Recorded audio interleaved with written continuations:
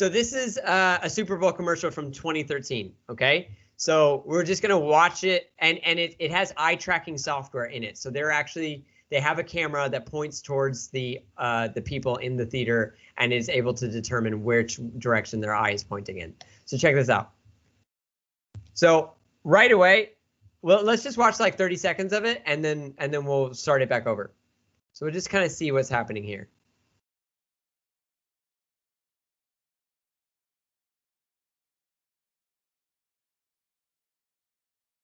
Does the color of the dots have anything to do with? It's the gender of the. It's gender, yeah. That's what I assumed. I didn't want to take the assumption, but yeah. Yeah. It's 2013. They didn't have 3 colors yet. Right? Yeah. Yeah. I'm not kidding.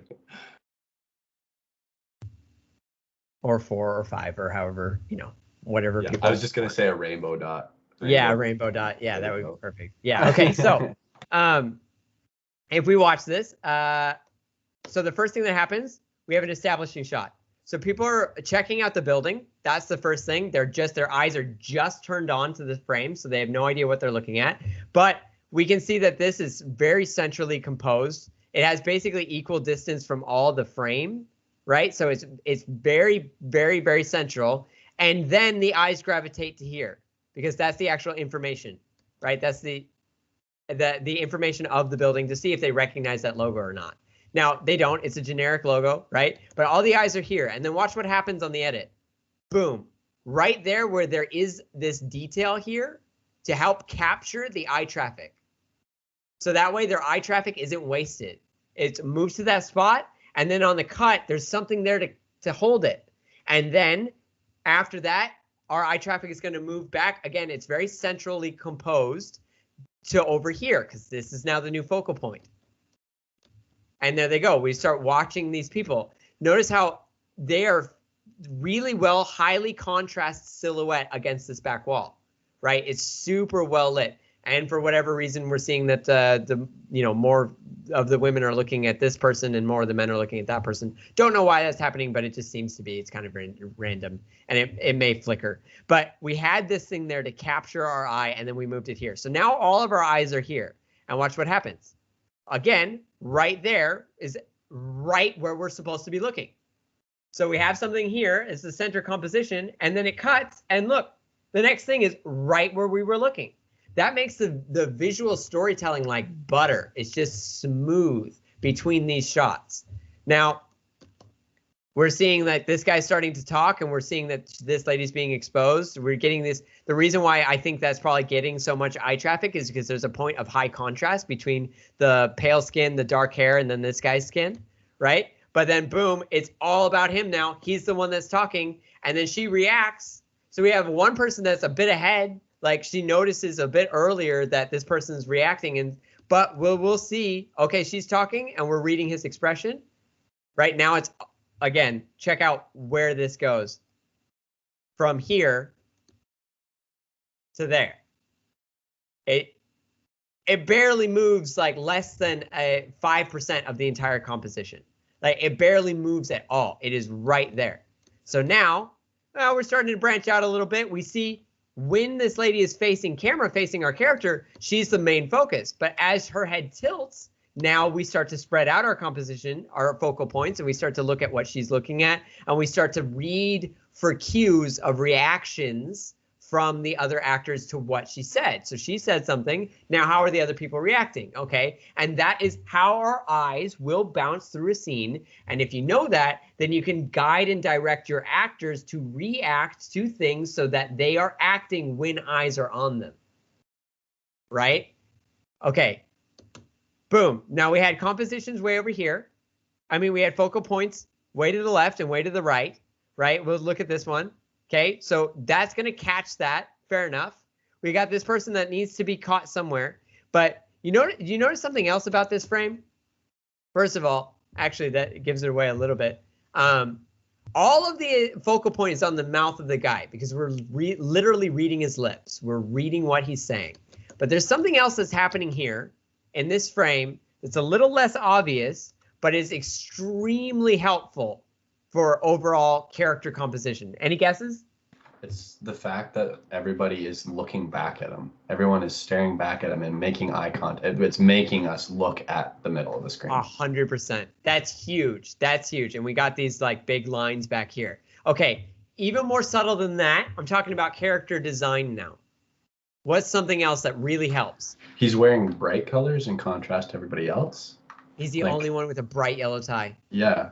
Her hair is the exact same color as the elevator walls. And so is this person, and this flesh tone, and all these beige and grays. Same with his flesh tones, and this his darker hair. His hair's darker or whatever. But look at that yellow tie. He's the only homie with a yellow diagonal striped tie, right? Everyone else is plain Jane or nothing at all, right? Now watch how that tie serves as our anchor throughout the entire commercial. So again, we switch from here to there. Check out how our eye traffic is always held, never let go. It's always like, it's like putting your hand underneath a lizard as the lizard walks from hand to hand. It's just constantly being held. And right there, we're staring straight at him. And then right here, we're again centrally composed. It's not rocket science. You put stuff in the middle, and if you continually have stuff in the middle on cuts, it's going to flow a little bit better. It's not something too crazy. Okay. Again, perfect look, like our eyes are right here. There is some attention over there. And you notice that when the attention starts to deviate, that's when the cut has to happen. Because too much deviation, and then you get like lost. People don't know. People are, they're out of it. So they cut it. So that way you're always focused. That way the lizard doesn't crawl out of the hands, right? You got to keep it going. And then you have this frame right here. Well, we have these stragglers, and they get brought back over. They come back over, but the more that you have, the uglier the edit is.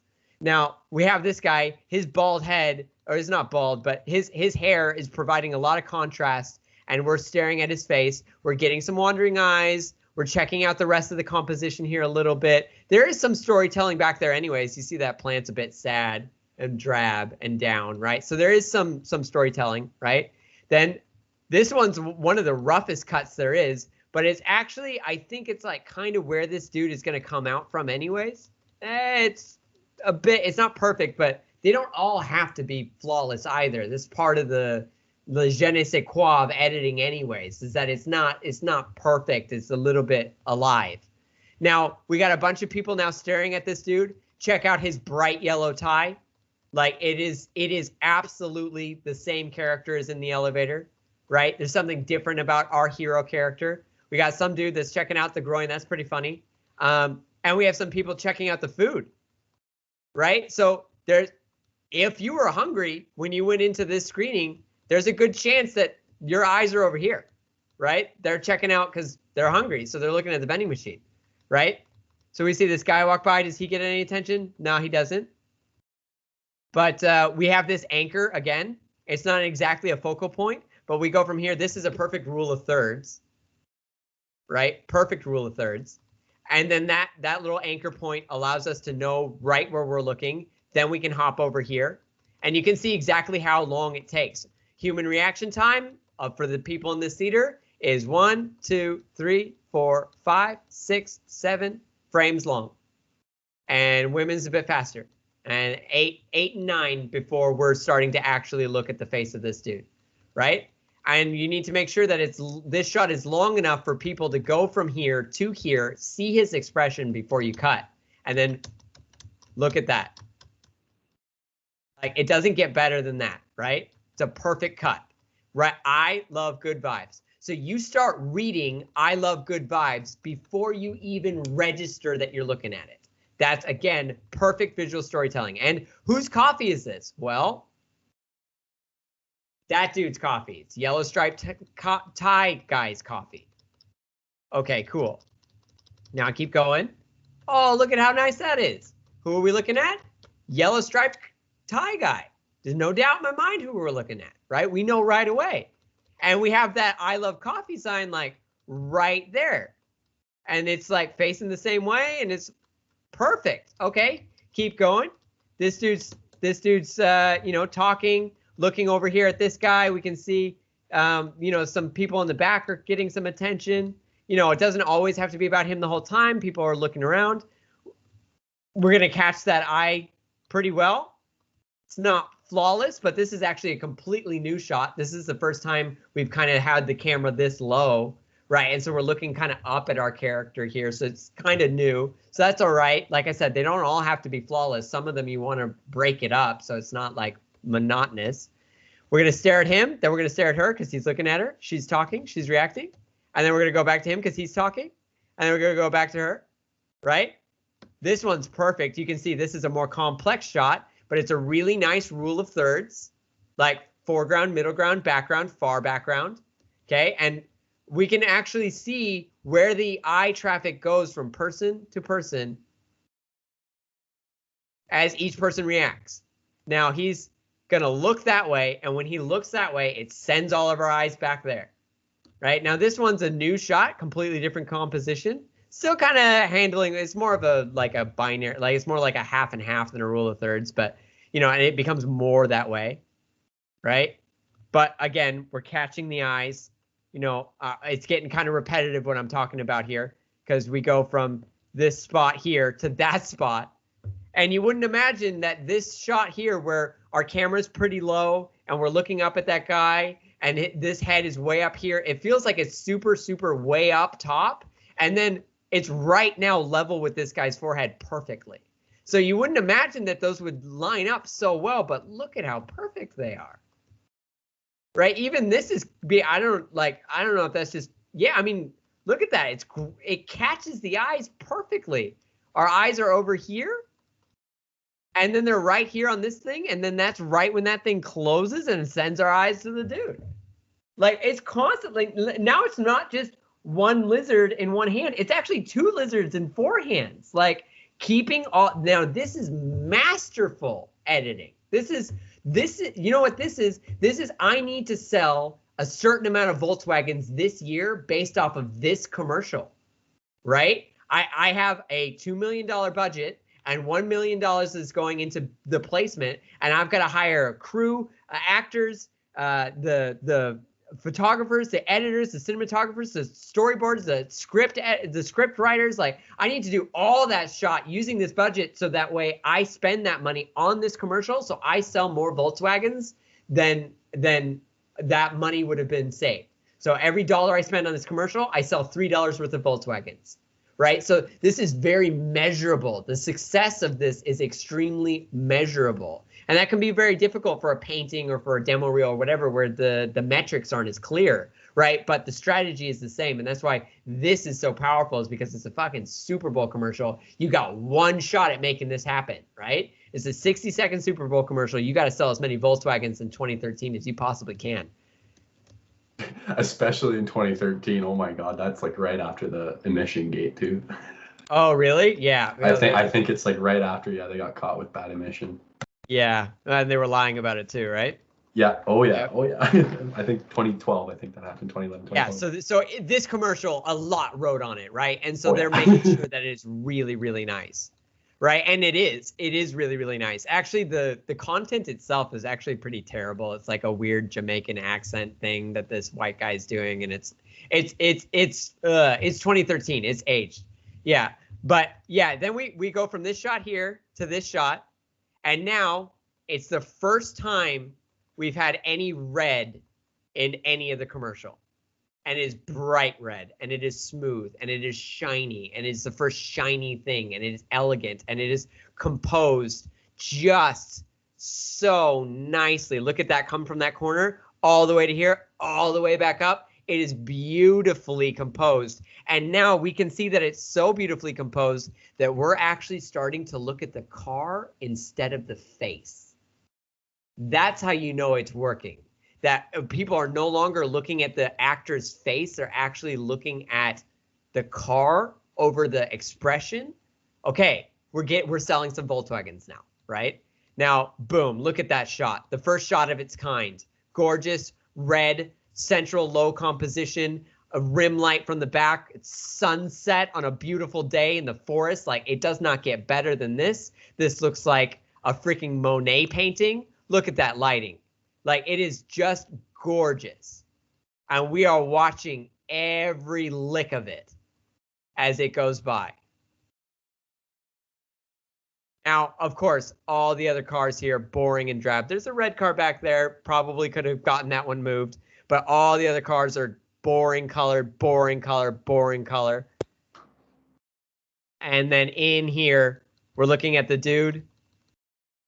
We're looking at the car. We're looking at the dude. This dude's like, I'm upset. Still, some people are preferring to look at the car over that guy's face.